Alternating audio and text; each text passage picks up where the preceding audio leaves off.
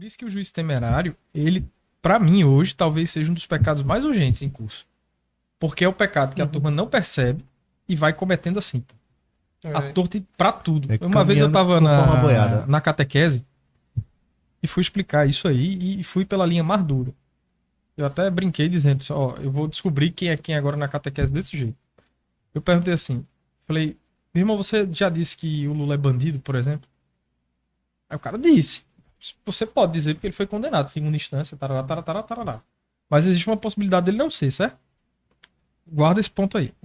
Eu perguntei, você disse que o Bolsonaro é genocida? Ele digo, não sei o que, ele é um genocida, tarará, tarará, tarará. O presidente faz isso, o Lula faz isso, Eu disse, bicho, tem uma atitude concreta dele aqui que você pode julgar. Mas você sabe como é que é o íntimo dessas pessoas? Você não sabe. O seu julgamento sobre ele pode ir até aqui, sobre aquele fato que está público. Porque julgar a ação, né? Isso. Ação do cara. Mas o ser em si, digamos assim, você não pode julgar. Porque você não pode julgar, na verdade, ninguém nesse sentido. Porque simplesmente você não tem contato 24 horas por dia com aquela pessoa. Se você fosse e ainda que você tivesse, você não saberia. É julgar o coração na cabeça dele. É esse o julgar o coração. Não é não? Oi? É jactância. Sim, mas é esse o ponto central que a gente às vezes não consegue entender. Por quê? Isso é muito desconfortável pra gente que tá de, sei lá, eu gosto muito de história. E aí eu vejo alguém falando mal alguma coisa sobre história errada. Qual a minha primeira inclinação? Meu irmão, é me encher de ira contra aquela pessoa. Mas quando você começa a pensar nas envoltórias que aquela pessoa foi criada, aí é onde o seu coração se enche de caridade e você passa a tolerar o homem e a odiar o erro do homem, e não o homem em si. Aí existem formas e formas de você fazer isso. Aqui fala. Catecismo aqui, né? Nesse catecismo amarelo fala. Mas pode Do tocar, nosso dever. Acabei de tocar. Fala do nosso dever de benevolência. É isso. Exatamente. Entendeu? Você não interpretar a coisa já pelo lado negativo. Não, é safadeza, é malícia, porque veja, nem a igreja entra no coração das pessoas. Você pode, tanto é que você pode ser excomungado, mas não está em pecado mortal. Sim. Pode acontecer. Mas como é uma pena externa, né? Você não pode habitar, né? Não pode comungar. Será... É pena externa. Você interiormente pode não estar em pecado mortal. Por exemplo, Dom Lefebvre claramente foi alguém que foi punido, mas não estava em pecado. Pelo contrário. É guardião da fé. Entendeu? E quem quiser ler isso mais sobre a jactância, vá no site Permanência e digite lá, jactância. Permanência.org. O site da Permanência é muito bom. Eu aprendi sobre a jactância lá. Aqui não dizia muita coisa destrinchando, não, mas lá eu encontrei conteúdo muito bom. Enfim, mas assim, essa coisa toda, né, eu acho que até isso pode ter sido tema aleatório, a questão do juiz temerário, né, pra gente conduzir aí mas pra entender o contexto pro final. Mas isso é muito sério, porque, por exemplo, teve até um debate recente, eu acho que muitos do que estão aí nos acompanhando assistiram. Vou dar o exemplo de um juiz temerário dentro da história. Tava lá o Thomas Giuliani e o Guilherme Freire debatendo sobre a questão da independência do Brasil. Muitos católicos disseram assim, o Guilherme Freire estava certo. Eu disse, não estava. Por que não estava? Porque o anacronismo, dentro da história, quando ele é feito, anacronismo é você analisar um fato histórico com um olhar atual. O cara diz assim, Dom João VI poderia ter feito milhares de coisas contra a maçonaria. E ele não fez. Por exemplo, Dom João VI reprimiu a Revolução de 1817 aqui em Pernambuco, que era maçônica. Mas e a envoltória de Dom João? E os amigos de Dom João? E a elite portuguesa, que tinha sido toda alterada por Pombal? Você percebe nisso que eu estou colocando? Que analisar a figura de Dom João VI historicamente, eu poderia ser Dom Pedro I, Dom Pedro II, qualquer rei. Fora do contexto, né? Você excluir aquele mundo que ele estava, tipo Henrique VIII, por exemplo. Quando ele fez a reforma anglicana, ele teve quem o avisasse que ele estava errado.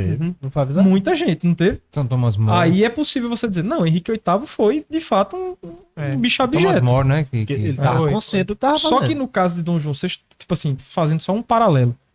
Meu irmão, ele tinha uma elite ao seu lado completamente corrompida, em certo sentido. Por isso que quando você vai analisar, até historicamente, por não ter acesso a tudo que você pode analisar, você não tem as 24 horas da pessoa, até nesse sentido você tem que tomar cuidado. Tem algum dado, né, velho? Por isso que o historiador tem que ser muito... Tem escrito, né? Então, mas por isso que o historiador, sobretudo, do cara que escreveu. e é um exemplo que pode servir para o mundo nesse sentido, o historiador ele tem que ter muito cuidado para não fazer julgamentos temerários sobre os personagens que ele analisa. Sim, porque é cômodo, entendeu? E aí dessa lição da história você pode ampliar para a vida no dia a dia. É um juiz temerário sobre um jornalista, sobre o seu patrão, às vezes até sobre a sua esposa, sobre as pessoas que estão próximas de você. E isso é muito pernicioso, porque vai minando o fato simplesmente de você ter relações humanas, de você confiar nas pessoas, de você ter intimidade profunda com Deus. A fulana é petition, eu não posso ser amigo dela. A igreja considera condenável até você ficar falando mal de pessoas mortas. Sim. Mas pô. A igreja considera condenável. Mas não tem quem defenda também. Não faz parte da justiça divina final? Deus há de restituir a honra daqueles que foram Exato, né? execrados? Pois é, e assim, isso daí é muito radical seríssimo. de sua parte. Isso é seríssimo. Por exemplo, uma outra atitude que a gente tem nessa linha aí, nessa esteira, muito hoje, é tomar a pessoa por um ato isolado que a gente viu dela. Sim, isso. É a história do genocida, do bandido, entendeu? Exato. São Francisco de Sales, lá no Filoté, ele disse aí, ó, não é porque tu viste teu irmão bêbado uma vez que tu pode chamá-lo de bêbado. Isso. É um bêbado, entendeu? É um bêbado. Ah, Não, mas cara. isso é tão comum hoje em dia. Muito, que muito, Mas muito. é isso. que- Não pode dizer, o cara bêbado passou. semana passada, do puritanismo. O cara tomou uma dose, ó, cachaceiro. Entendeu? Tipo Entendeu? assim, não, o cara lê, isso daí é um bêbado que a pessoa cai uma vez, entendeu? Acaba ver Tá o cara chamando de chegando em bêbado. casa ouvindo aquela música feia de madrugada. Não, Isso é não, assim, se o cara tu vê o cara 50 vezes bêbado, aí tu Aí acha tudo que bem, pode né? considerar que Mas é aí, fato aleatório. assim, mas Quando ainda eu tem tava o caso de dizer o cara assim, dançando a chã na frente da igreja. Claro. Cristo Rei. você tem que pensar o seguinte, por exemplo, o cara tá lá bêbado, certo? E tipo, Meu Deus do céu. pense assim, isso é problema seu? Ei, peraí, rapaz. Num isso é primeiro muito momento- grosso. Não, mas você. Só se ele não chamar pra beber. A história do Ale Oliveira, né? O que é que eu considero responsabilidade ao ir beber? Não derramar a cerveja, né? Mas assim, pense o seguinte: o cara tá lá bebendo. Meu irmão, aquilo é um problema. Tipo, ele tá escandalizando alguém? Ele tá fazendo mal a alguém próximo de você? Entenda o que eu tô querendo dizer. Ele não necessariamente diz respeito à sua vida, pô. Então, simplesmente não há necessidade de você julgá-lo. Porque o julgamento é todo em desfavor da sua alma. É por isso que quando você pega um padre, qualquer coisa que seja, o que eu tava falando mais cedo. Véi, o único que pode sair prejudicado ao julgar um padre sou eu. Somente. Então pra que eu vou lá julgar, entendeu? Você não fala mal do padre de jeito nenhum. Ah, Isso. foi. Mas é isso, entendeu? O único que pode sair prejudicado nesse... E é isso que a gente não percebe às vezes. Porque Mesmo até sendo a padre igreja até- militante Homem, pelo amor. não importa, pô. Pode ser um bispo, um padre, porque a gente não tem acesso a todas as circunstâncias que rodeiam ele ali. Por isso que é sempre preferível ensinar o Silenciar. certo. Silenciar e rezar. Isso. Não, mas não só isso. É ensinar o certo sem necessariamente estar agredindo quem está fazendo a coisa errada. Porque você não sabe por que ele está fazendo errado. Você não disse naquela hora que o padre da tela me ajudou? Mas pode acontecer. Não, é isso aí. Tem né? um fato, desculpa, só pra me parafrasear um negócio rápido aqui. Certa feita eu li no site do padre Paulo Ricardo um texto falando a respeito, né, do escrito, né, assim, foi uma santa que teve essa revelação e questão de falar mal dos padres, né, e disse, olha, nosso Senhor Jesus dizia bem assim, não fale mal dos meus cristos.